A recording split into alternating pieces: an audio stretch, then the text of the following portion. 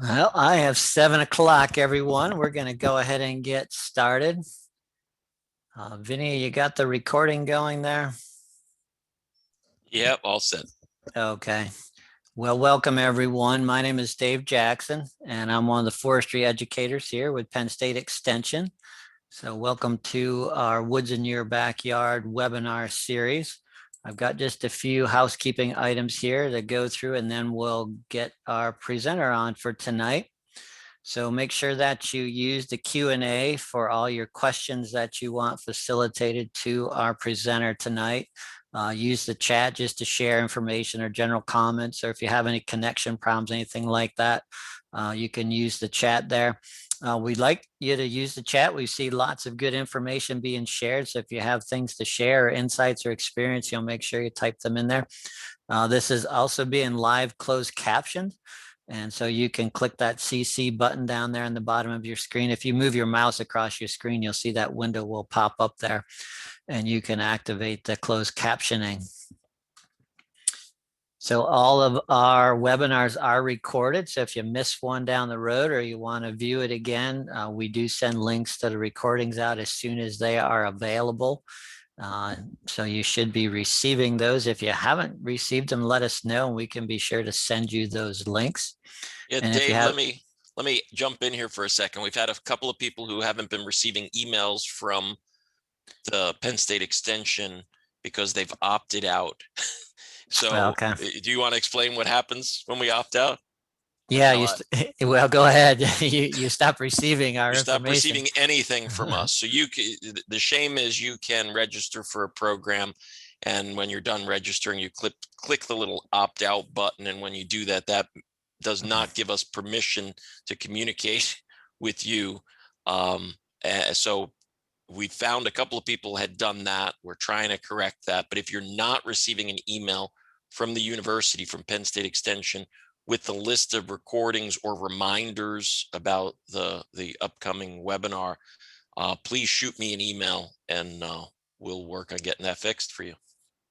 Yeah, you have to be cognizant of what you're opting out of. So you have an option of opting out a specific program, or you have an option of opting out of all of the Penn State communication. So when you see what you're opting out, and make sure you read it carefully. And so tonight we actually have one of the authors of the original Woods in Your Backyard book, and I'm going to let Vinny jump in here again. So you all should have received this now, but Vinny's got some that haven't. So I'll let him jump back in. I've been getting emails from many of you who have not received the book. If you have not emailed me about missing the book, I know a couple of people typed that into the Q&A. Please send me a direct email. Friday, I will be mailing out some replacement books. I know a couple of people emailed me today and said they did receive their book. So please email me so I'm not capturing that here. Email me and tell me, yes, I got the book, or no, I still need the book. I think I probably have about 30 books, and we're planning to UPS that out. So we cannot use PO boxes. So if email me, I may email you back and say I need a mailing address that isn't a PO box for UPS to deliver. So that's my project for Friday, is to get those books out to everyone who doesn't have a book. So again, use email, let me know. Yeah, Thanks, Dave. thanks, Vinny. Yeah, we're not sure why those weren't getting to a bunch of people. We'll take care of it. Tonight we are on our 4th session in our 9-part series. So tonight is, I call this the forestry session. This is really your first introduction to forest management practices here. So I want to make sure that we just recognize our partners. Of course, we're with Penn State Extension, but tonight we have with us Jonathan Case from the University of Maryland Extension, of course, the Center for Private Forests at Penn State. The DCNR Bureau of Forestry will be with us on the one of the later sessions, as well as the guys from the Alliance for the Chesapeake Bay Forestry for the Bay. And we also received some support for our urban forestry program from the U.S. Forest Service. And so tonight we have with us Jonathan Case, and I'm going to introduce Jonathan here. So Jonathan is a University of Maryland Extension forester with over 30 years of experience in teaching, research, and technical assistance. He's located at the Western Maryland Research and Education Center near Hagerstown, Maryland. Jonathan has extension programs in woodland stewardship, invasive species management, wildlife damage management, natural resource income opportunities, handheld GPS, disturbed land restoration, and woody biomass energy production. As I mentioned earlier, he's one of the original authors of the Woods in Your Backyard book that was first published in 2006 and then revised in 2016. But Jonathan has also authored a number of other extension publications, and they offer a free quarterly newsletter that some of you may receive that's called Branching Out. So thank you for being with us tonight. I'm going to stop sharing, Jonathan, and turn it over to you. We're not hearing your sound, Jonathan.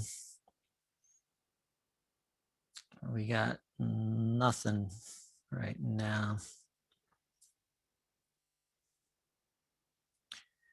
I don't see your. That help? Yep, there you go. Okay. All right. Great to be here this evening. Going to cover a good bit of information today about ecological principles. I'm going to share my screen here. I'm going to hover in the background, Jonathan, and let you take it. Okay. So you see my screen there, hopefully? Yep, looks good. Okay, so my job here is to kind of talk a lot about ecological principles in management and kind of answering that age-old question of why trees grow where they do.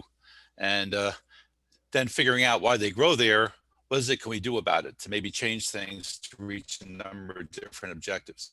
So I'm going to cover a lot of material this evening and look forward to questions at the end. So I want to start with just defining some different ecological principles and using the guide as we go along in terms of how we define those principles, trying to get it down to something easy to understand. But the first thing we're going to talk about is site. And site is where trees grow, and it's a combination of climate, soils, and topography. And basically, a piece of ground there controls what trees and plants grow there and how well they grow. All right, that's what we're talking about when we talk about site. It's a specific location. And when we look at this picture right here, it's the combination of climatic, topographic, and soil conditions in an area. That's the environment. So for example, where that red star is right there, that's a particular site, okay? Has certain types of soils, topography, and climatic conditions that exist there, and certain types of trees are adapted to that, all right? And then if you go up to where the purple star is, higher up the slope, it's going to be different. So the question becomes, how are they different? And what does that mean in terms of growth of trees and the ecological impacts? And this is, the thing to remember here is that site is a concept is important because it's something that's very fixed and stable for the most part. In other words, the soils and the climate and topography in any one area are pretty well defined, but the vegetation is not. The vegetation is easily formed by disturbance. And if you look at that top picture there, that's aerial, you see a lot of squares, okay? Green vegetation. Nature is not big on producing squares. So the reason they're there is because those were agricultural fields that reforested. That's why that vegetation is there. But the soils in many places are probably somewhat similar in some ways to the areas that surround it. And if you look at this lower left picture, that was an old clear cut from the turn of the century, turn of 1900s. That is that same site with that man is standing on the right. Of course, the trees have grown back. So again, this disturbance is different and things impact it, but a lot of the basic site conditions are still there. So the vegetation can be manipulated, I think is what the point is here.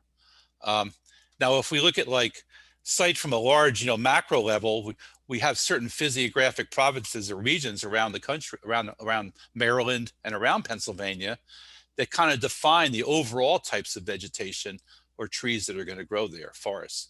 And we have the coastal plain, which is more sandy, and the Piedmont. Then we get up into the Ridge and Valley and the Blue Ridge Mountains, and finally climb up onto the Allegheny Plateau. And these same physiographic regions that are in Maryland also go across Pennsylvania as well.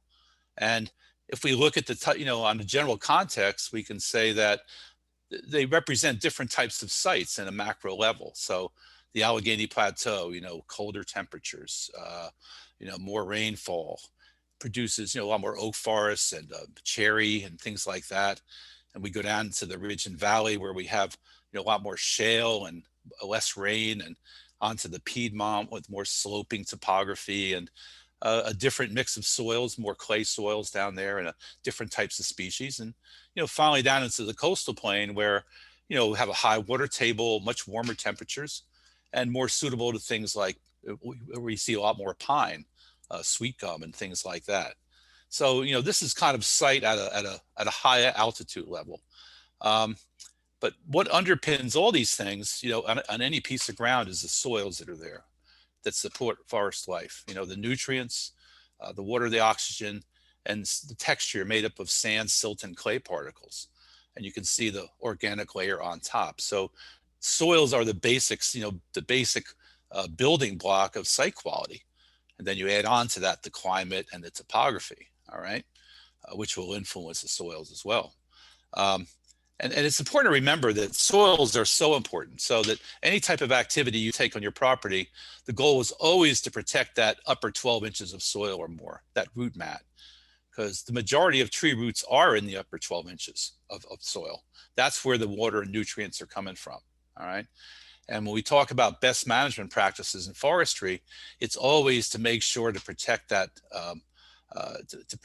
upper soil layer, because that's where all most of the roots and the nutrition are. And that's the goal of most practices that we do for that. On a general level, I told you the soils are made up of sand, silt, and clay. And then although the things being equal, sand soils don't have a lot of nutrient and water holding capacity. So they tend to not be real good at, given the same species, growing a lot of trees in certain ways. And clay, on the other hand, they're very tight and it can be very difficult for roots to penetrate. But all things being equal, loam soils, which is a mixture of sand, silt, and clay, are probably the best conditions for growing trees and tend to grow, larger trees in many cases. That's a real generalization, but anybody who's tried to dig through a clay soil would recommend some of the limitations. So where do we get information on soils and species? Well, it used to be the soils, basically the entire state is, it's been mapped with the soil survey. It was done many years ago. And these used to be all done in paper maps that you got from the Soil Conservation. All this stuff's online. And you can learn a lot about your property by Googling Web Soil Survey, okay? And you can locate your property and you can draw a line around it in Web Soil Survey, and it'll give you an in-depth analysis of the types of soils that are there. And if you dig deeper, it'll tell you about the kinds of trees that, a couple of tree species that are more common there, and maybe some of the limitations. If it's a wetland, it'll tell you if there's a wetland soils there. So I recommend anybody who has property to do this for their own property and look into some of the dig into this Web Soil Survey. I think you get a lot of interesting information. It'll be helpful. And it's important because, soils are important, especially, with the types of species that grow there. On the upper left there, you see a bald cypress swamp, okay? Bald cypress goes well in wetland soils, but black walnut does not. And with this lower right picture, it doesn't look like a wetland, but it kind of is. The soil, the wetland is kind of below the surface. It's a non-tidal wetland. And walnuts and poplar and other species, don't like getting their roots wet. And there was a bunch of walnuts planted there. Most of them are dead or dying. So, we talk about matching the soil to the site, and certain species, are not able to tolerate wet soils. A soil survey can give you a lot of that types of information. The big issue here with site is topography. And this is real important. This is from the book. You saw this, but just when you look at the landscape, just imagine in your own mind what's going on, because you have these hills and valleys, and these landscapes are kind of like people. As they get older, and they're very old, stuff seems to settle down to the bottom. Okay, so the soils are deeper at the bottom than they are on the top of the hill because they've moved down over many ages. There's more nutrients and there's more moisture there. Okay, so your better sites for growing trees and higher productivity are in those lower slope locations, and compared to more rocky and more thinner soils at the top. And as a result, you get the stratification in terms of the types of trees that will grow there that are adapted to grow there. So for example, this is from an area in the Blue Ridge up by South Mountain in Western Maryland. This is in the fall. Those brown trees on the top of the hill, that's a very, shallow soils, very stressed, not much moisture. Those are all oak trees. And oak trees are adapted to those dry, shallow hilltop soils. And the yellow poplar trees that you see down at the base are found on those more fertile, lower slope locations where they can compete and be very effective. So again, you see how species have kind of stratified themselves based on the types of soils, which in this case is pretty much based strictly on topography. And a lot of times, if you can feel a site that is perhaps better growing conditions than poorer, but on the left is kind of a hilltop, and there's laurel and a bunch of more scrubby oaks and chestnut oak and things like that. And on the right, just much taller trees and just much more vegetation and a mix of species that you tend to find on more fertile sites. That's kind of a not a very objective analysis, but you kind of get this feel after a while when you walk through the woods. And again, so this kind of just shows the same thing. Hold on. Basically, your larger trees are going to be, and better growing conditions are found near the bottom slope locations. One thing that a lot of people don't maybe understand is the effective aspect on forests and ecology. The direction that a slope faces really influences the types of trees that will grow there because of the amount of sunlight and heat and wind. So you see on this lower one on the bottom, everybody knows that sun rises on the east, sets in the west. So by the time the sun gets around to the south and to the west, it's heated up the landscape. And those hillsides that are facing to the south and to the west are basically getting baked. And as a result, there's just a lack of moisture in many cases. And that basically is a negative in terms of the growth, or it limits it to certain species that are able to withstand those type of conditions. And so you'll notice this if you walk around your property. If you have slopes, you'll see how the vegetation, how the tree species change when you go from a northern eastern slope where there's maybe sugar maple and other things like that, and more red oak, to a southern or west slope where there's a lot of chestnut oak and scarlet oak and Virginia pine and things like that. And I don't want to get into this too much, but because of time, but it's all based on the amount of solar radiation. And it's like, what would this look like if you looked at the amount of sun or solar radiation that different slopes got? And I have 3 curves here, okay? And what this basically shows you is that red line at noon, the sun is basically, which direction is that slope facing? It's facing south because it's getting maximum solar radiation at noon, okay? And the blue line there, the dotted line, it's getting its maximum amount of solar radiation early in the morning. So that's an east-facing slope. And then the green one would be a north-facing slope because it's getting its maximum at the noon, but it's a much lower level. So the sun, is not facing directly to the sun. I mean, maybe this is a little too much, but it kind of gives you the idea that this whole idea of topography and aspect is really important to why certain types of forest types grow where they do. So next time you're out in the woods, kind of notice this as you move around the landscape, and I think you'll see this. Oop. Somehow I got, boy, somehow things got messed up here. I apologize. All right. So let's look at the chapter 2, the principles of ecology. I'm going to kind of run through some of these to kind of, kind of solidify some of the things that we've talked about. Okay. And what we tried to do in the Woods in Your Backyard guide was take a lot of these more complicated ecological principles and distill them down to some basic principles for ecology, for succession, as well as for forestry. And some other speakers will probably talk about wildlife more than we will here. But let's talk about the first one. And it's this idea of succession, okay? You know, succession is the natural areas, you know, the change in vegetation over time. And I apologize that this graph should have been there. It's a natural progression from one predominant vegetation type to another over time in the absence of disturbance. And everybody who's, you know, seen this in their own experience, you know, have an old field and you'll have herbaceous openings, and then over time shrubs and seedlings come in, and saplings and, you know, trees grow up, they start to shade each other out, and after time, you know, you get a mature stand after a lot of these stems have kind of, you know, shaded each other out. And succession is really important because it controls a lot of different things. And really what you're doing in forestry, and with many forestry practices, you're managing succession, okay?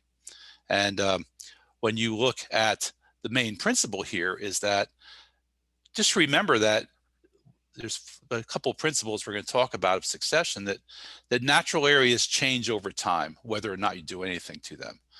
This process of succession is ongoing. So if you do nothing at all, things are going to change. And the temperate area that we live in, you know, nature abhors a vacuum around here. So if there's an open piece of land, something is going to come in and grow on it, and it's going to advance through the successional stages. But what those stages are and the species that make them up are going to vary depending upon the type of site it is, you know, those what we just talked about, you know, previously. And, you know, the stand, as they develop over time, after this area that's been abandoned, or an area succession goes through, you know, we have these various stages that take place where, you know, you have the initiation of forest, and the trees start to kind of exclude each other and compete with each other. And the canopy tends to open up, and at some point, then you get started understory coming in, and over time you get some trees that die out, and you get a more complex type forest. You know, that's the kind of the process of succession that we see. Now, this is just a couple of pictures that kind of show a very common old field succession that most people here have probably seen or recognized in one way or another. So this is just an old hay field, okay, that was abandoned.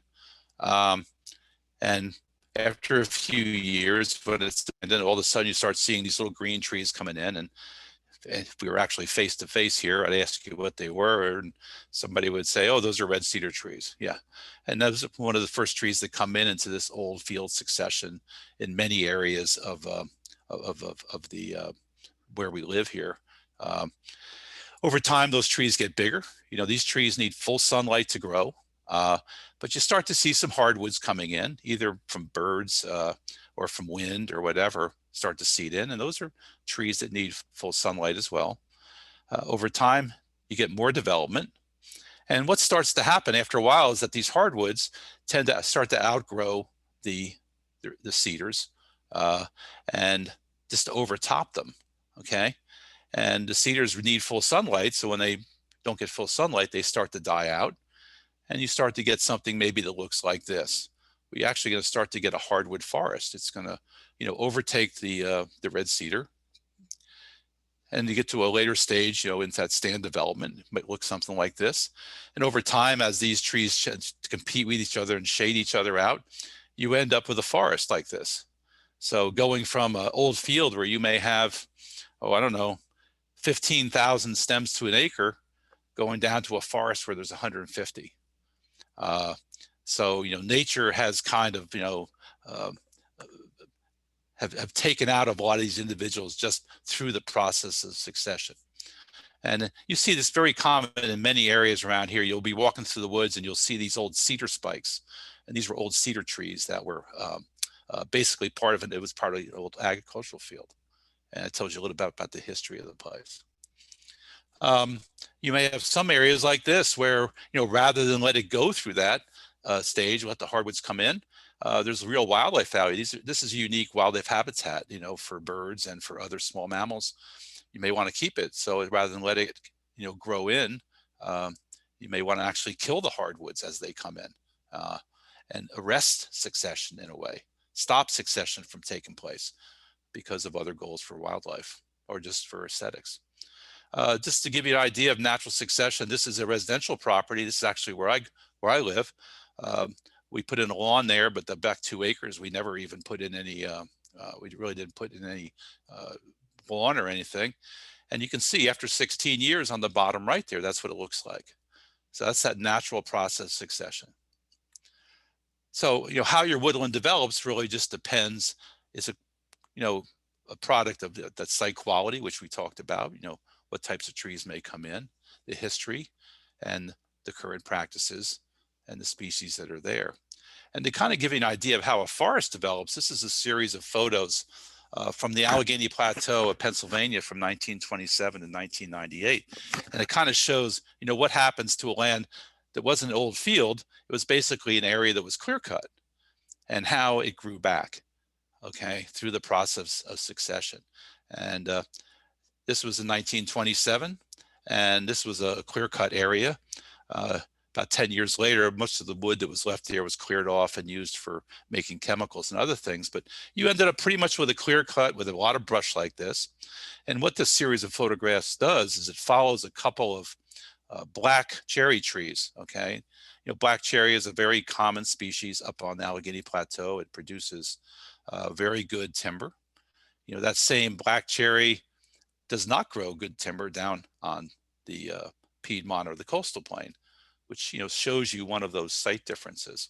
But this is at 10 years, and you can see the little circles around the 2 cherry trees that we're going to follow through this growth period. That's 20 years, 1947, 30 years.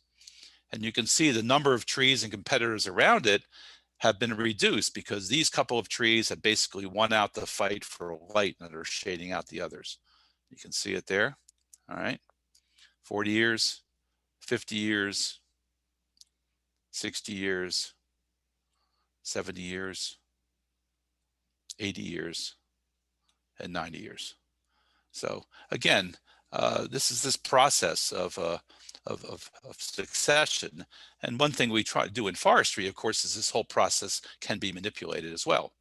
Some of the challenges to succession are pretty severe these days. First of it's this, very competitive herbaceous layers. In many areas of Pennsylvania, you have ferns. You can see in the center photograph on the bottom, the exotics, from stilt grass, which makes it very difficult for regeneration to occur. On the lower left, that's a browse line from deer, which of course, where is the future regeneration of that forest? Okay, it's ecologically devastating. And on the lower upper right there, you see grapevines. They can be very detrimental as well. So there's a lot of challenges to the succession. In many cases, a lot of these invasives, honeysuckle, grapevines, kudzu, these invasives, if you're going to do something to try and control invasives, the best time to do it is early on in this succession process, before these things get too established. Because once they are established, it's very difficult to get rid of them. So if you're going to be doing some work in woodland and really want to control invasives, the best time to do it is as early as possible in the development of the stand. So the second principle of ecology, okay, we talked about that things are going to change whether you do not anything, but the lesson here is that you can alter succession by using a variety of management activities. Removing, cutting some trees or doing a number of different practices. You can pick the winners and the losers is what it comes down to. In some ways, nature does that. This is an example of a Virginia pine forest. It's over by Fort Meade in Maryland. And this is Virginia pine, which is a very old field tree, comes in immediately. It's tends to come on poor soils that have been abused. And it only lasts about 30, 40 years, starts to fall apart. But what's coming underneath there is a bunch of beech trees. So this, these trees are dying out, and this is going to be a beech forest. Those trees are coming underneath it, later successional species. And of course, a lot of things can be done to further this process and make it go a lot quicker. So when we think about the different types of management activities, we can think about them in terms of succession. So when we're planting trees, what we're doing is we're pushing succession ahead. In other words, we're shortening the period to go from those seedlings to larger seedlings. And we're controlling the type of species that are going to be there, but we're pushing succession ahead, as you see with the pan of these pines here. And also when we harvest trees, basically we're pushing succession back. And as a result of that, there's certain implications for that in terms of things that are going to happen or things that aren't going to happen. So again, when you think about activities in your woods, think about it in the mindset of succession and how you're impacting. You're manipulating succession is what you're doing, okay? And you're picking, who's going to be the winners and the losers in many cases. Number three, the third principle is trees vary in their requirements for sunlight. And this is a really important concept because shade tolerance is the ability of a plant to grow in its shade, all right? So intolerant species are species that are intolerant of shade. They have to have full sunlight to grow, versus tolerant trees can grow in the shade, all right? And then we have some that are in the mediate we call intermediate. Now, why is that important? Well, let's look at the list of species. When we look at shade intolerant trees, aspen, cherry, poplar, ash, most of your pines, walnut, these are all trees that we really desire to grow. They have a lot of wildlife benefits. They have a lot of economic benefits for products. And then we look on the left, we see shade tolerant trees, beech, sugar maple, red maple. These will grow in the shade. Some of these are beneficial. Maybe some of this depends on the objectives of the landowner. And then we have a lot in the middle. And you'll notice a lot of the oaks and hickories are in the middle. And typically a lot of these species, you'll see oaks and hickories that will establish themselves in the understory, but for them to grow into mature trees, they're going to need full sunlight too, just so they become more intolerant in order to be successful. So this is an interesting thing. So just look at a couple of trees. So here's a loblolly pine. In order to keep these growing, they're going to need full sunlight. Contrast that with a dogwood on the upper right, can grow in the shade, and then the oaks on the right. And this is important because when you think about a lot of the controversies that are going on with in forestry and about timber harvesting, a lot of people say, well, we don't want it. We just want to, we don't want any clear cutting and anything like that. But the problem here is that a lot of the trees that we want to regenerate require full sunlight to regenerate. So the only way we can do that is to open up the canopy. So then the question comes, well, how big is the opening going to be? Is it going to be an acre? Is it going to be 5 acres or 10 acres?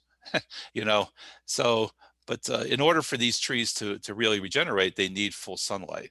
So it's kind of a, catch-22, and if you don't open up the canopy, then you're going to end up with all shade tolerant trees, which, may not be as desirable.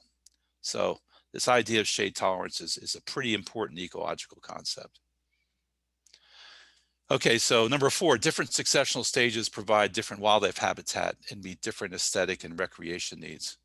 And again, this puts this whole wildlife thing into the mix with succession, because we know there are certain wildlife habitat elements, and these are identified in the guide. Cover, caves and ledges, cavity trees, and snags, which are just dead trees that, birds use for wildlife. Treetops, dense vegetation. We have food, mast trees. And we have water, wetlands and riparian areas and spring seeps. And of course, all wildlife have to have these elements within their home range. Now, the reason this is important is that ideally, if you are lacking some of these habitat elements for certain species, you should try and find some ways to create them in your woodland, thereby, reducing a factor that's limiting. What is the most limiting factor? And by looking at photographs and other things, you can, and walking around, you can identify some of those things.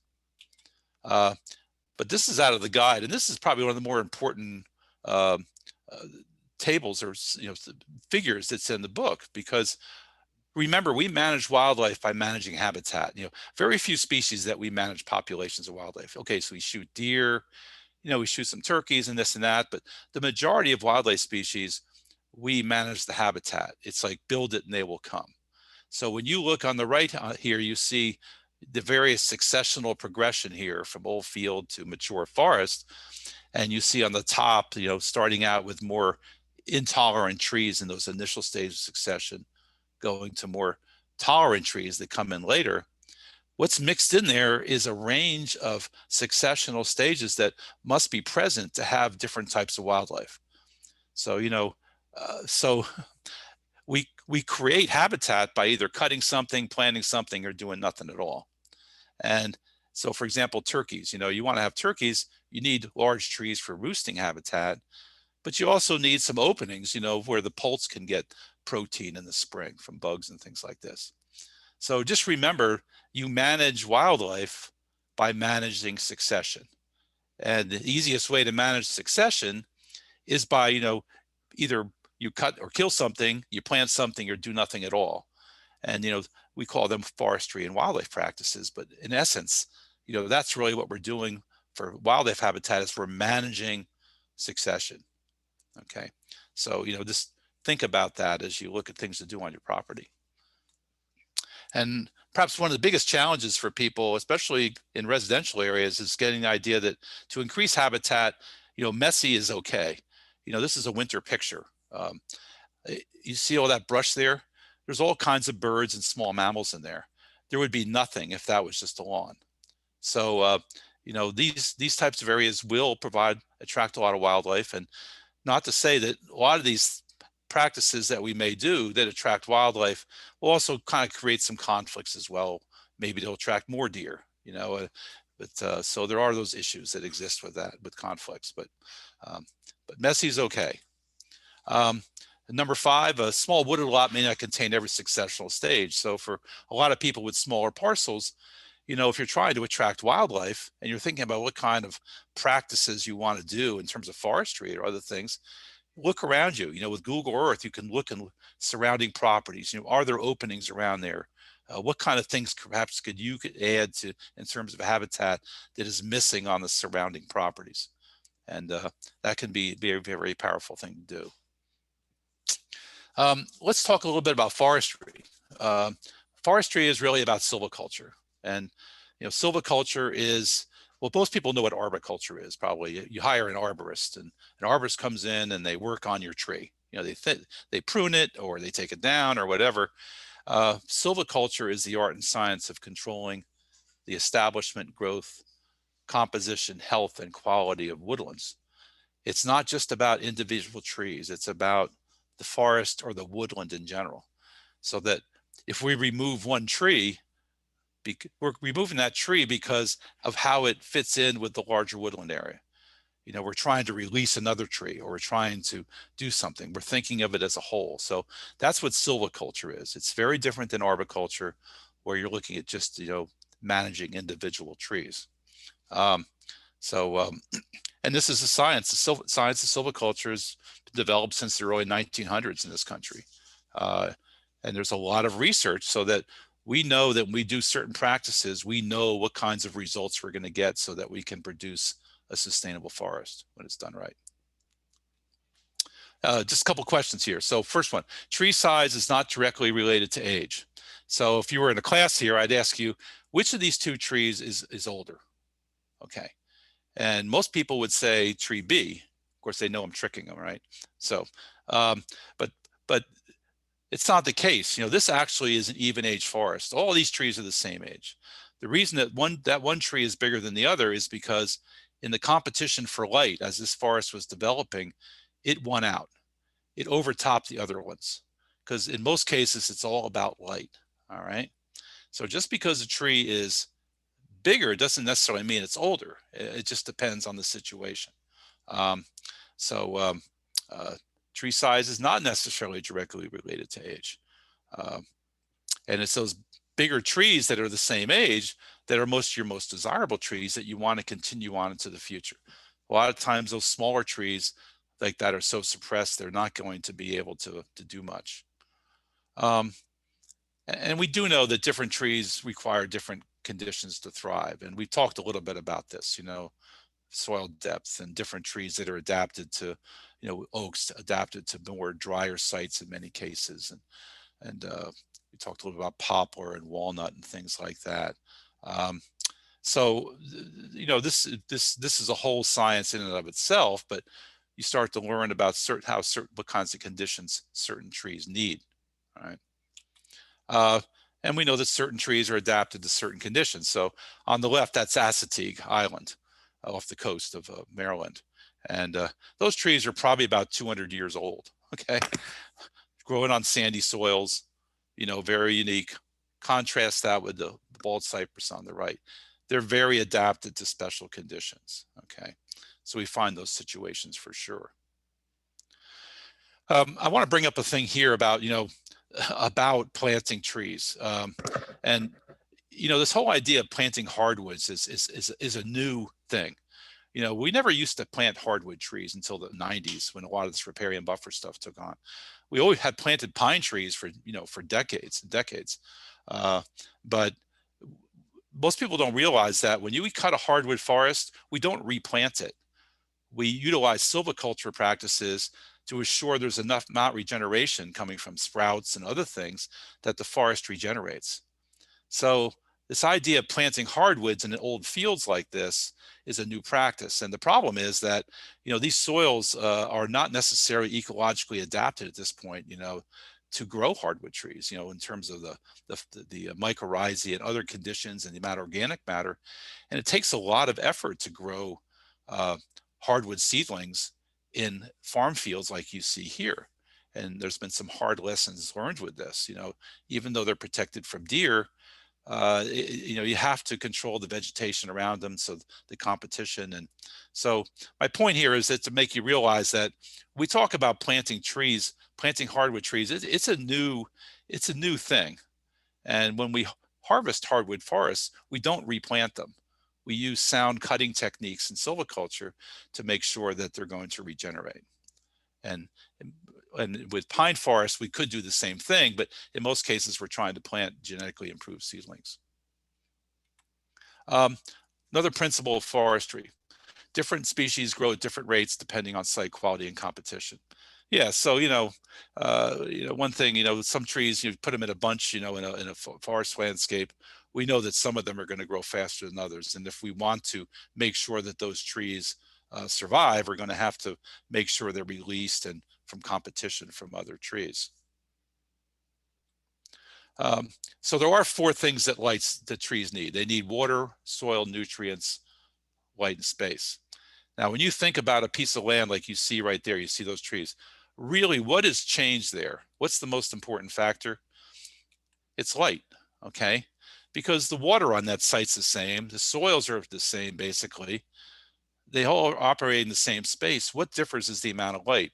And really what's happening in a forest for the most part is that there's a competition going on all the time for light. It's like a war, okay? These trees are fighting each other to get up into the canopy to get the light. And as you see from this canopy profile here, the D is for dominant, C for D codominant, intermediate, and suppressed trees. Assuming these trees are more or less all the same, coming from the same age class, that those trees that are the dominants and codominants, they've won the battle for light. They've overtopped the others, okay? And, you know, those are your better growing trees. Those are ones that are going to respond to some type of thinning and things like that. So just want to make sure you understand that this is a competition going on for light in the forest all the time. And the way that we assure some trees are successful compared to others is that we remove the competition around them and we give them more light. And it looks like this, you know, you have competing crowns in a forest like this, okay? And when if you thin out the forest, you have all these open spaces, and what happens is that the branches on these, the trees, you know, have more light, they produce more leaves, they produce more carbohydrates, they produce more growth, and they fill in all this area, and they also grow more rapidly in diameter.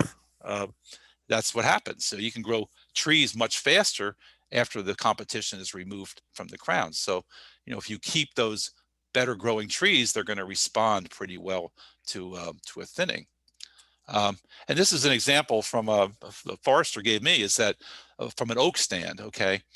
two parts of an oak stand. Okay, the one at the black line you see there, they were both growing to the same way at that time. They were, pretty much, there was a lot of competition for the forest area on the right that tree cookie came from. That's how it was not thinned. Okay, and that's how much it grew in 25 years. And for the cookie or the slice on the left, that was thinned. So removed the competition, kept a smaller number of trees, and that's how much it grew in 25 years. And you can see from the circles on the lower left there, that's the difference in diameter at 25 years. Now, not all trees respond like this, to be fair, but the fact is that thinning works. You produce faster, larger trees in a shorter period of time. It's something that works. Okay, it's the power of growth and releasing the potential of the forest. But it's important to make sure you keep the right trees in order for that to occur. A couple words about pine here. Okay, so hardwood trees, my background is in hardwood silviculture, and hardwood forests are a little more forgiving. If they come up naturally. Like I said, we don't plant forests, so they come up on their own. They kind of have a lot of intercompetition going on. They sort themselves out. They will definitely respond to a thinning. But when we plant pine forests, we're placing a certain number of trees there, typically at a higher stocking that's needed than at the end of the rotation. And the problem is that, if you plant pine trees, you have to make sure you need to thin them, because what you see on the left here is a very overstocked area. These were planted very close together. It was never thinned. And when you do that, these trees are stressed. Okay, they're more susceptible to insects and disease compared to that stand on the right that has been thinned. Those trees have room to grow. The crowns can grow. And I always say that trees are like people. The more vigorous they are, the healthier they are, the better able they are to ward off issues. So trees are like people. Okay, keep that in mind. So just keep that in mind, please, that if you're going to, because you see all kinds of like small white pine plantations around, other things that were planted years ago, and all the trees, they're just falling apart, and they're trying to compete with each other, and it just turns into a mess. And so again, pine forests, when they're planted, they need to be thinned. Otherwise, you're going to run into problems down the road. And again, you can see on the left there's no wildlife habitat under there. There's no vegetation. Lacks any wildlife value for sure. Number 4, healthy forests are three-dimensional. And this is just a basic idea that, over time, as a forest develops and you start getting some trees dying out, you get some openings, you start getting a developed understory, and you get kind of certain trees coming in and different layers, which provides different types of habitat and other things. But this is a picture on the right, shows you what deer can do. So on the other side of that fence, there's no deer because they've been fenced out. This is what deer have done. Okay, there is no 3 dimensions here. You have large trees and nothing else. And unfortunately, a lot of our forests look like this. So always encourage whatever you can do to reduce deer populations. And I know in Pennsylvania, with a lot of timber harvests, they actually have to fence off those areas that are harvested in order to get regeneration until we get above the deer. So again, tree canopy, shrub and herb layers, it can be very difficult with a lot of the issues we have with deer, and of course also the problem with invasives taking over many of those layers as well. Trees produce from seeds and sprouts. Like I said, hardwood forests regenerate from stump sprouts. When you cut a hardwood tree, it sprouts. Okay, the older it gets, the less likely to sprout. But when you cut a pine tree, it doesn't sprout. All seeds from pine forests pretty much come from wind-borne seedlings that seed in. And for some hardwoods, that's how they reproduce as well.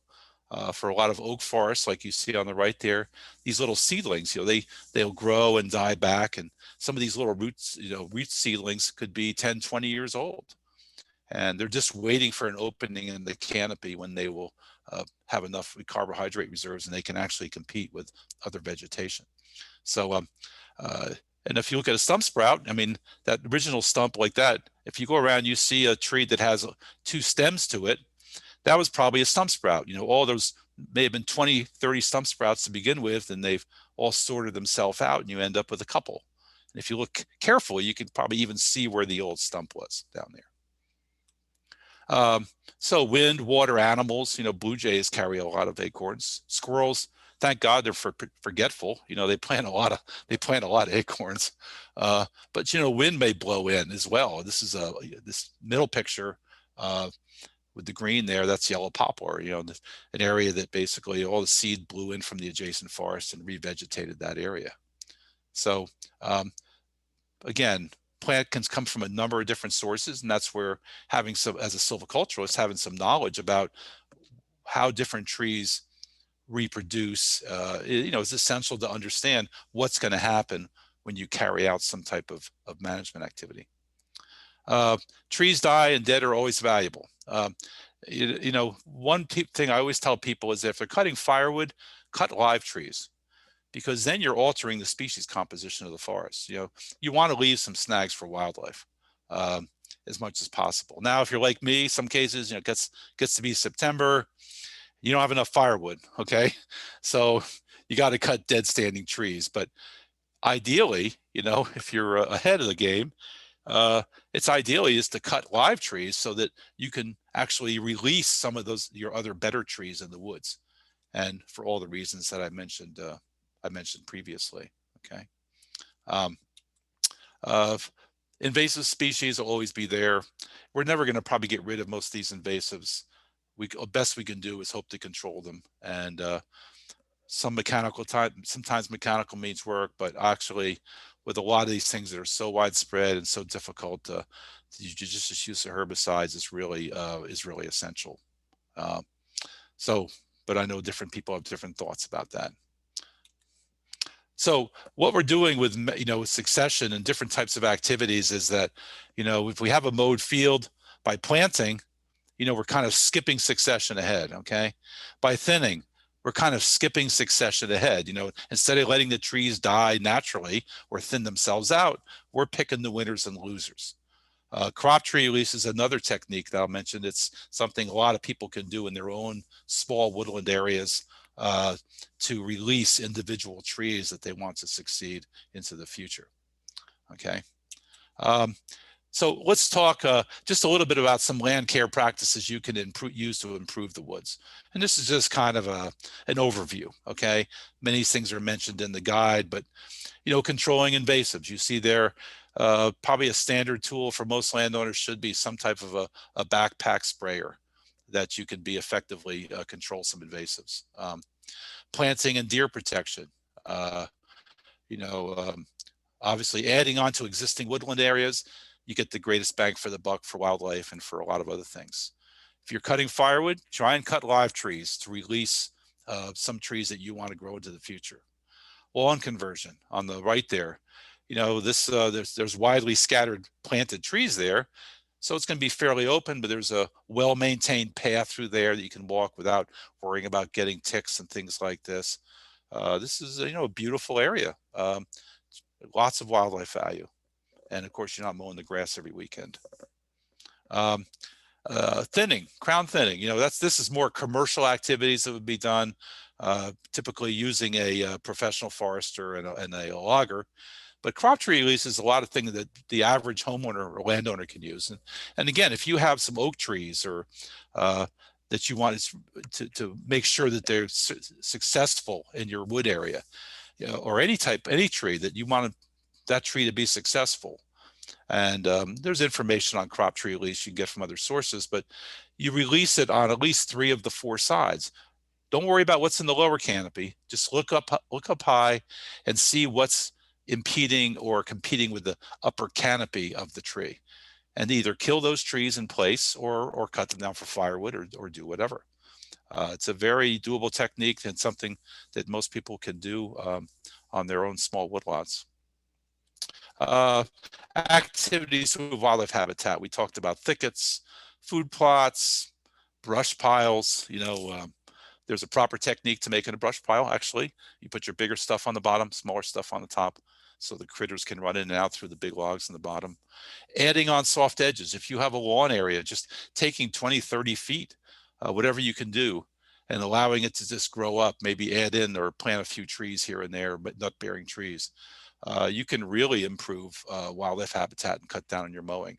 And you're going to create a soft edge over time, which is going to create more succession, diversity, and it's going to attract more provide more habitat for a range of different wildlife. That's something that people can do in residential areas easily. Vine control. Vines really one of the main issues in a lot of areas. They can really rip to get up on the crowns, and when you get snow and ice like we have now, it just collects it, puts all this weight in the top and rips the crowns and deforms the crowns of your trees. So, I own 230 acres of land in West Virginia, and one of the first things we did was remove most of the large grapevines, and it resulted in a much healthier forest over the years. And this is something that most people can do with a mechanical, with a cutter like this, a brush cutter. They can use herbicides, and can have an amazing impact on the health of a woodland area. Activities, girdling trees to create snags, putting in some trails, stream side buffers in this residential area like this. A lot of water quality and wildlife and just aesthetics. So just finally, a few words about timber harvesting. And, for many of you, I mentioned there's a range of people here with different size properties. But if you are going to do some commercial timber harvesting, there's a lot of good reasons why you want to do it. But the main thing here is I really encourage you to use a professional forester, a person who has professional forestry training, and make an informed decision. Penn State has a lot of materials. Most extension services have good information, or from your state forestry agency, on the proper way to do a timber sale or some type of harvest operation. They can be done in residential areas. It would just depend. This was a forester I'd worked with. Not for everybody, for sure. They had to move aside the basketball hoop, to pile the logs, but it is possible.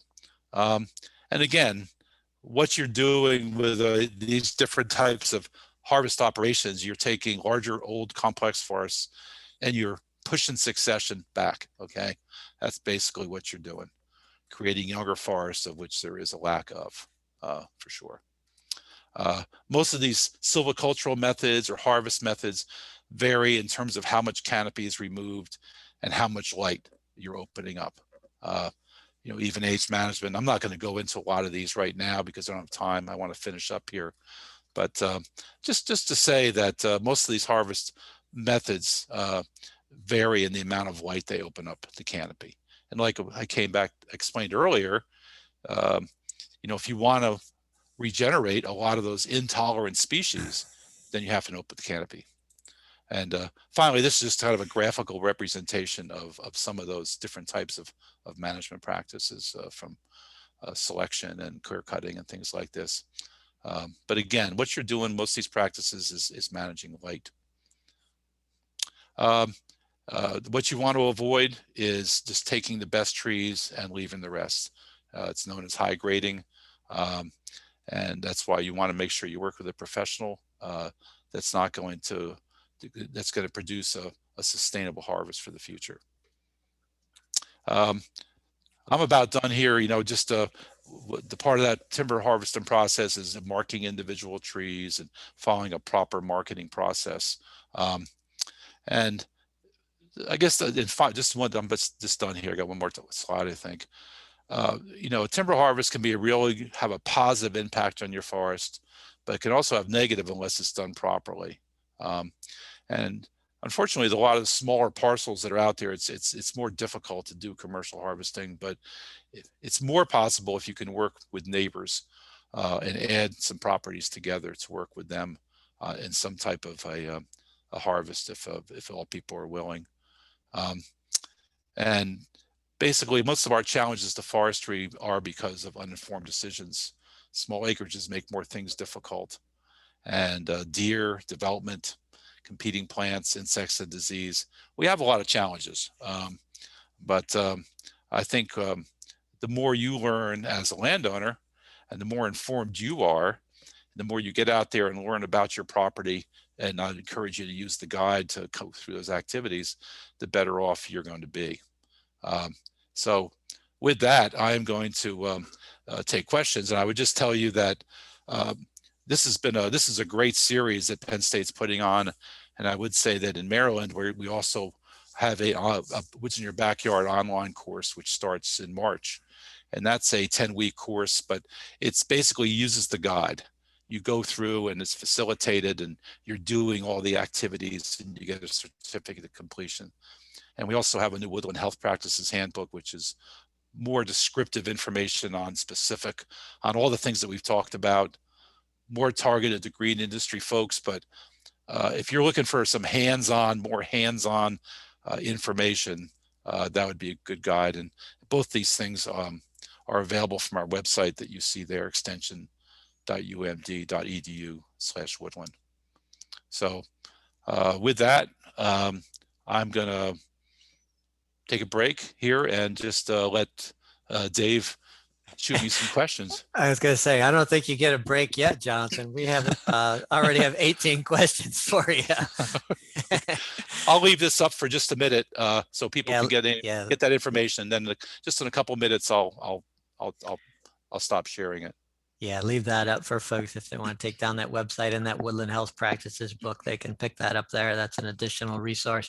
So the first couple questions were on the soil surveys. I guess one was, do you know the extent of how the data is collected? Are they actually sampling, and how extensively are they sampling?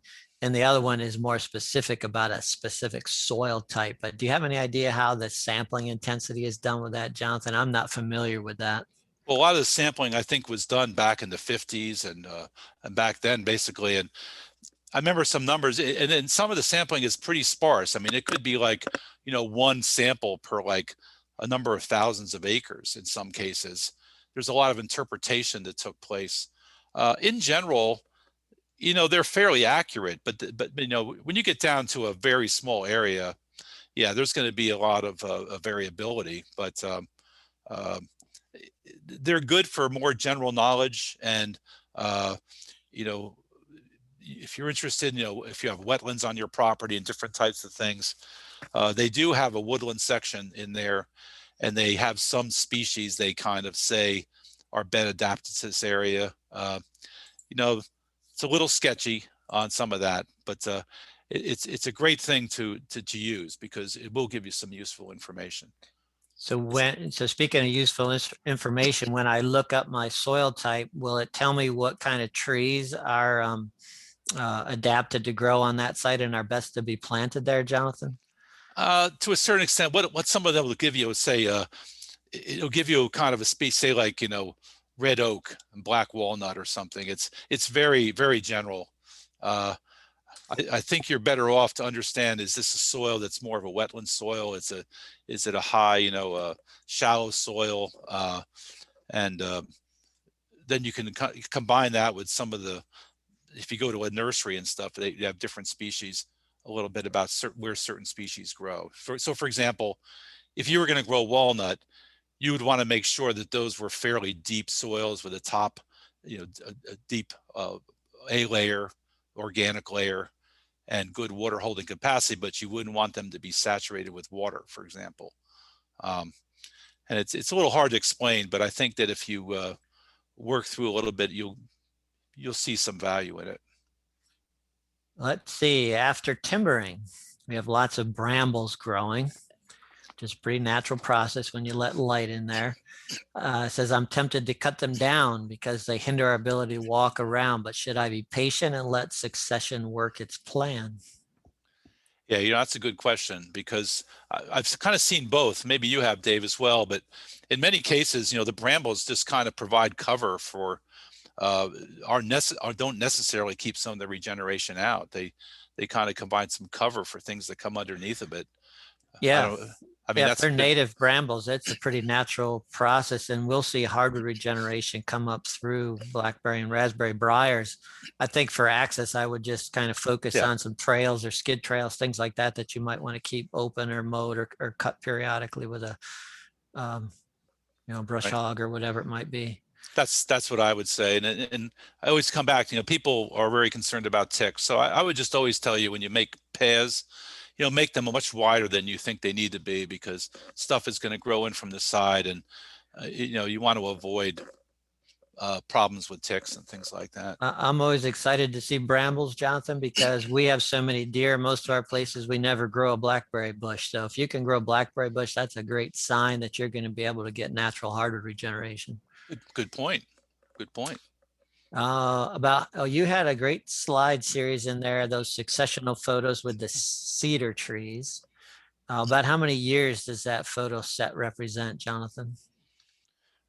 Well, going from the initial one to the mature wood, to be honest, that's not all the same site.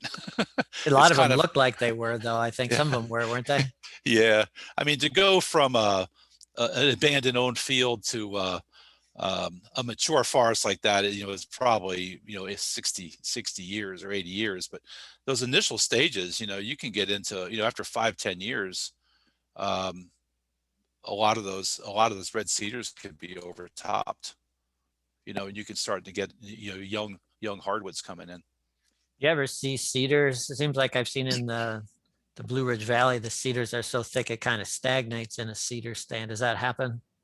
Yeah, I've seen a lot of places like that, and yeah, it's interesting how that happens, because it seems like they almost like stagnate. Something's going to happen, but they almost.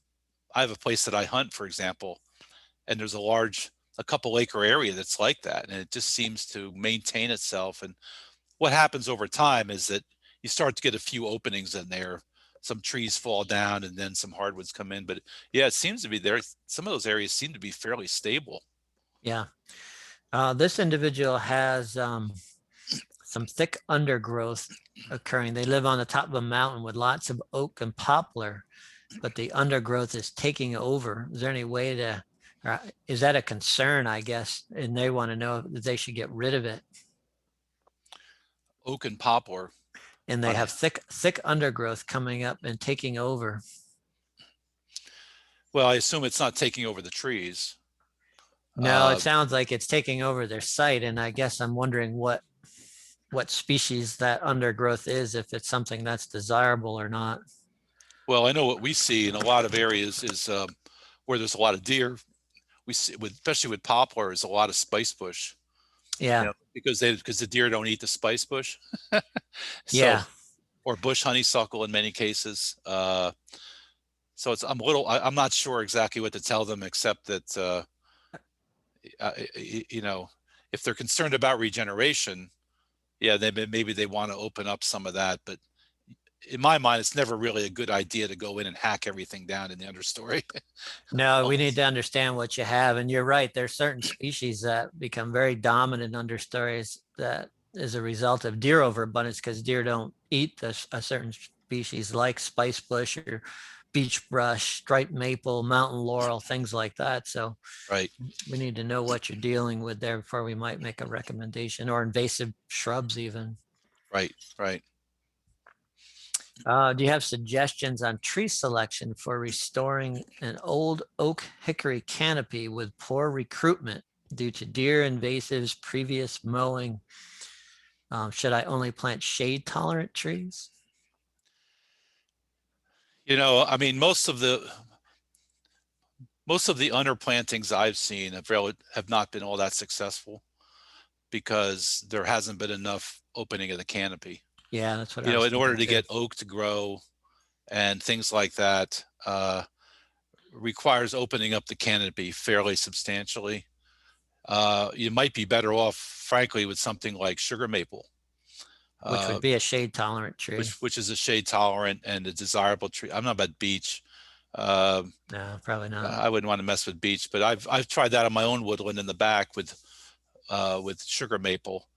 But again, sugar maple is very shade tolerant. So actually, if you're looking for a species to plant, that would be probably my recommendation, as long as the site is, somewhat half a desirable.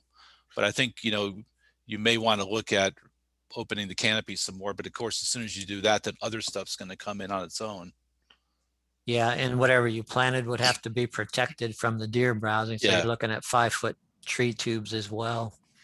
And when you put tree seedlings, like little maple seedlings in a 5-foot tube, You- I think you're better off to use, I think you're better off to use those open plastic ones with Mm. some posts. Or So wire that cages. instead of, or wire cages, because there's too much light reduction, I think, in those tree tubes. When Yeah, you I would get into agree. it. In the forest like that, yeah. Um, we logged about 5 acres 3 years ago. How do we manage the undergrowth that is taking over? Well, it's supposed to. Yeah, we may have kind of addressed that. It may depend what it is. I mean, It does. I guess, like, I think I made this point earlier, that one thing I think you do want to do is, at that early stage, as much as possible, is to try and kill as many invasives as you can. You know, as that understory brush comes in, is to use herbicide. I would, you know, on 5 acres, you're really going to have to use herbicide to kind of kill the invasives that may be coming in as best you can. And the other thing you can do, honestly, is look for any desirable regeneration. You know, if you see some oak seedlings coming up, put a shelter around it and clear around it. You know, because a lot of times it's really hard to get desirable regeneration, and if you can find it, you might want to, in those early stages. And don't worry about the rest. I would just, you know, because after the trees get big enough, you're going to probably, it's going to shade stuff out anyway. and I want to address a comment we made that popped up in the chat as well. So we mentioned spice bush and mountain laurel and some other native plants that can dominate understories, but I don't want to leave a perception that those are all bad plants. But we do see them dominating understories almost to the extent where there are monocultures of these plants because the deer have browsed out all the other more preferred species. So just because we said you might want to get rid of some of those things doesn't necessarily mean that they were bad or not native or anything like that. So, and keeping some around is certainly advocated for as well. So I'll give you an example. I have a little 2 acres in the back of my house that I've, you know, messed around in, right? So it was covered with autumn olive and bush honeysuckle, huge ones. So I killed most of them out. Well, like I said, nature abhors a vacuum. So what comes in is some other invasives. So it's kind of like darned if you do and darned if you don't in some cases. Let's see the next one. Should you plant shrubs? Oh, this is interesting. So should you plant shrubs, etc., that will sustain deer to keep them away from new tree growth? I've never been a fan of providing alternative foods for deer. And you see some of the farmers have tried this with soybeans, you know, and varieties and things like this, you know, planting a crop on the outside of the field, that realizing the deer are only going to come in so far and then feeding them. But I haven't seen that work. And I don't think that's a strategy that's going to work.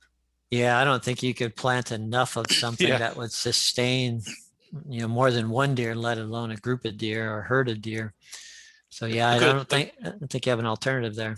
A good example, just to give you how much of a deer eats.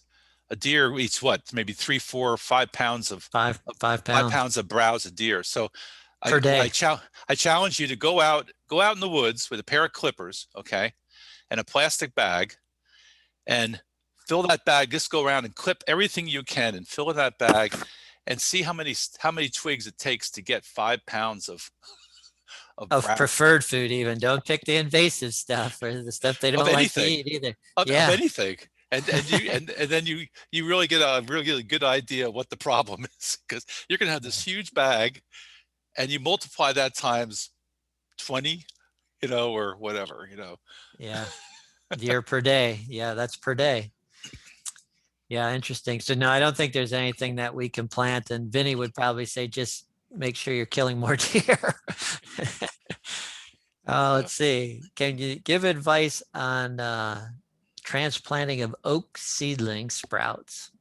I've had little success removing them from a garden area and planting them in the woods or the wood's edge. Is it necessary to get the entire roots? certain number of inches of root, but give a better chance of success? Does the seedling require certain treatment before planting? So if we're going to dig up and transplant seedlings, what's the best steps, Jonathan? So I've done some of this myself. And one thing you can do is, first of all, you get a shovel, a tree planting shovel. It's real long. It's got a real long and a narrow spade on it. And the best thing to do, I've found, is to kind of go in the summer before, okay, or the spring or summer, and more or less cut around the seedling. You want to get as much of it as you can, for sure, and just cut So you're around pruning the roots basically around you're root pruning it, and then it's going to go through the growing season, and it's going to start to regenerate those roots within the envelope that was cut.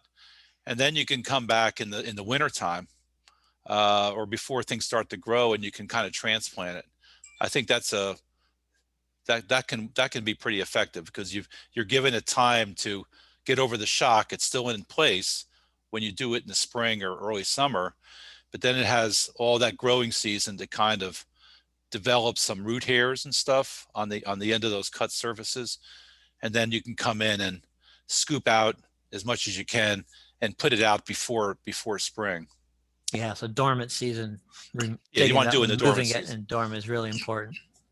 Yep. So before it breaks bud, make sure you've moved it and got it planted again. What about all these dead ash trees, Jonathan? Can we just leave them to decay in the woods, or should we be cutting them down, or what should we be doing with them? Well, I talked about snags, having dead trees for wildlife, but you want to have trees that are going to last. But what we've seen with ash is that you get this ash snap, it's called, and what happens with the emerald ash borer is that the wood kind of goes soft and degrades, and after a couple of years with the wind and stuff, they kind of snap off of their own accord.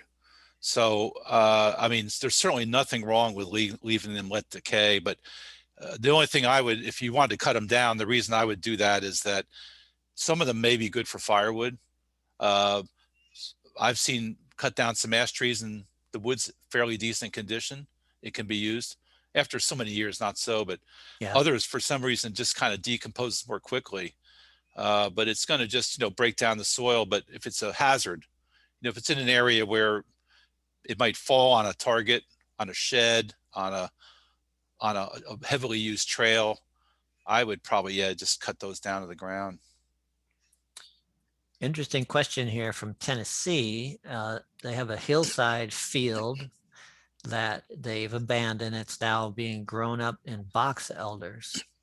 Should they be doing something to rid the field of the box elder trees, which I will state is a native tree, so it's not an invasive tree? Yeah, so Maryland's done a lot of tree planting on riparian areas, and a lot of times they did a big report, a big study, and they found that they had a lot of success of stocking of a lot of these riparian areas. But what it was a lot of box elder. In other words, the stuff they planted died in many cases, and what came in was native box elder because it was adapted to that site and grew great guns. So yeah, it is a native, and I think it just depends upon what your objectives are. I mean, if you want something to grow there, box elder will grow. If you want to try and regenerate something else, then it's going to take some effort to do that. You're going to have to do some planting. Again, if you control the box elder. Yeah, so it really just depends. But what you're going to end up with is a box elder forest. And I've seen that with sweet gum too, even down in Maryland, where those old fields just grow completely 100% sweet gum fields. So they're about 8 inches each from each other. So yeah. So it would take inputs of time, energy, removal, planting, something that maybe is more desired for your objectives on those sites. Then one thing you can do, and because I've had a lot of box elder come in my backwoods, and one thing you can do is thin them. You can thin them, and you actually can get some fairly decent box elder trees, but less their own demise. In many cases, a lot of them have multiple branches and trunks, And what you can do is try and, mature, get some, just encourage certain ones to grow that are growing straighter than the others. So at least you end up with something that looks like a decent tree instead of something that's growing out like this way and that way. And if that's what you're looking Yeah. for. And plus thinning them make the trees you're leaving more healthy as well. Mhm. How about ferns, Jonathan? When we have these fern understories, what is that a result of, and what can we do about fern understories? So Dave, I mean, obviously that's more of a Pennsylvania issue. In Maryland, it's Unfortunately. far western, but as you know, it's from, historical browsing by deer and just establishment of fern. And maybe you should comment on that because you're more of an expert on that. Well, it's kind of like what we talked about earlier concerning spice bush or striped maple dominating understories, mountain laurel. Those are, and ferns, they're all related to the fact that it's been decades of an overabundance of deer browsing out more preferred species, and they're native plants, but they're allowed to proliferate and just take over understories because of the selective browsing of too many deer on the landscape, more deer than what the landscape can support. Doesn't Right. mean there's lots of deer. They're just more than what the habitat can support. So really, there's been a lot of work done between burning and mowing and other mechanical means to get rid of it. And we've really found the only alternative is herbiciding, or we've seen some success with exclosures. It takes a lot longer because ferns can be so dense that things really have a hard time getting through them. But over time, we see blackberry briars begin to come up. And if you can get blackberry briars through it, eventually that overtops the ferns. But that's only in areas where we've put up fences to exclude deer. So it can be very challenging. Wish we, lesson learned, wish we would have used a professional forester before timbering, lesson learned. Should you be removing invasives when trying to establish natural growth areas from areas previously mowed, multiflora rose, autumn olive, etc.?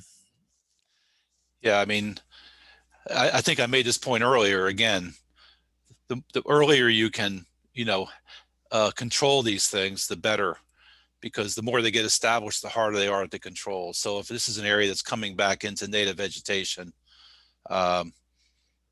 ideally you want to control them as much as you can, because I think that's the basic principle, right? Yeah, it's a constant maintenance thing. Yep. You're going to be monitoring and controlling whether it's pulling or herbiciding or whatever you need to do, cutting, treating stumps. It's a constant maintenance thing. I have a backpack sprayer, and I'll go around many times with just a little tip and some glyphosate, and just you can even just touch individual plants and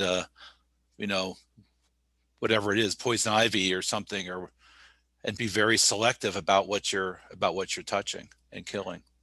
So the next question is about finding a reputable forester to assist them. And, we're working on the natural area management series, trying to develop some folks in the green industry like arborists and landscapers to work with small acreage owners. But our DCNR, and I know Maryland Extension, we also have lists of consulting foresters that you can pick people from. We cannot give you the names of anyone, so you have to interview some folks and try to find those that can work with you based on your objectives and your size of your property and what you're trying to accomplish. So maybe Vinny can put a link in the chat for us to find the consulting foresters list there. I will say that in Maryland, we have a licensing for foresters. So all the foresters on the Maryland Consulting Forester list have a 4-year degree. They have experience, and they are vetted in that respect. Nothing against, and many of the foresters are from Pennsylvania. Many of the foresters that are on our consulting forester list are from Pennsylvania. So, and I think if you're looking for someone who's has a forestry background, has some certification, but I think like Dave said, you know, you want to feel comfortable that this person represents your interests. And in our state foresters actually write forest stewardship plans for landowners at a reasonable cost. So I always encourage landowners to get a forest stewardship plan first.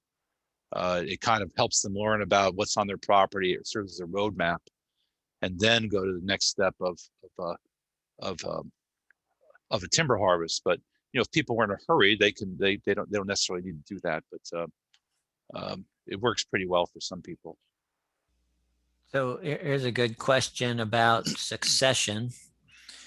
At what point should we try to move succession back? We have a fairly mature forest. Past several years, we have lost some very big oaks due to storms. It has opened up to sunlight some large areas. Should we just plant in those open areas or be more aggressive in trying to move succession backwards to rejuvenate the forest? It's about 4 to 5 acres that is contiguous to a couple dozen acres owned by others. Geez, you know, it kind of gets into this whole issue of, I mean, you need a professional forester to really make that determination. But if you have trees falling down, large trees, it's likely that some of them may have reached their prime, and depends what they are. You know, certain species will live longer than others, like black oak, and you know, is not a long-lived oak as a white oak, and some of your other red oaks. So It does sound like they're commercial size in that regard. Yeah. So there's options. There's options there for, and like I said earlier, we typically don't replant yeah, I want you to hardwood forests. We'd be looking for some type of you know, regeneration, and so it's hard to make that, you know, a recommendation, except that you would need to find a forester who could look at it and make some recommendations for you. Yeah, so we have a lot of problems with an overabundance of deer in many areas. So you should see natural seedlings coming in where it's been open to the sunlight. If you don't, and you'd start to see it taken over by ferns and invasive plants, it could be a sign that you have an overabundance of deer there. It may require, you know, some exclusion fencing to keep the deer out in order for that canopy gap to regenerate naturally. When you see 18 deer in the backyard, then that's another clue. That's a good sign, right? Yeah. Let's see. They planted 600 pine trees in the 1990s. They have survived and are quite big and healthy, though they produce good pine cones. And we have not gotten even one new pine tree growth from them. Are any ideas as to why? So this is kind of what I talked about earlier, that I don't know how far apart the trees were planted, but they're probably relatively close. And the reason I wonder if that was all on 1 acre. 600 trees to the acre is a lot. Oh yeah, yeah. So of course there's no light, and that's one of the reasons for it. Probably the trees need to be, a lot of trees need to be removed, honestly, to sustain growth, but also to open up the understory to light, so you're going to get some understory development. 1 acre, there's not a really opportunity for that probably commercially, but you know, I'm not sure what to tell you. That's people, like I said, people overplant. You know, they get a recommendation in many cases, and some of these recommendations were made based on the assumption that these areas are going to be thin. Now, why somebody would make a recommendation for 1 acre with the assumption they would be thinned, I don't know. But these things were done in the past, so you are in a difficult situation, but trees do need to be removed. Yeah, so those trees are 30 years old now. Yeah. And they definitely need to be thinned out now. So you're gonna have to make some tough decisions about which trees to keep and which ones to cut down. And there's likely no market or anything for those. You can leave them lay on the ground, that won't hurt anything, but it'll definitely make the trees healthier that you're leaving. Mm-hmm. What do you think of? Go ahead. I saw a YouTube video where this Swedish guy, and he's cutting these trees, and all you see him is cutting these trees, cutting these trees, but nothing's falling. And all of a sudden he got to the very end, and he cut this one tree, and it went down, and they just all dropped like dominoes. He had cut them enough so that the one tree went down, and they just all laid down this entire. I saw that video. I saw that. That was neat. You know, there's a number more questions, and I'll apologize here for not getting to your questions. But I'm going to let Jonathan give one last plug here, because the one question we have is about how to sign up for the Branching Out newsletter. So how do I get your newsletter, Jonathan? Uh, if you like, you can send me an email, which is, jks@umd.edu. Or you can go to our website, our Woodland Stewardship Education website, which is extension.umd.edu/woodland.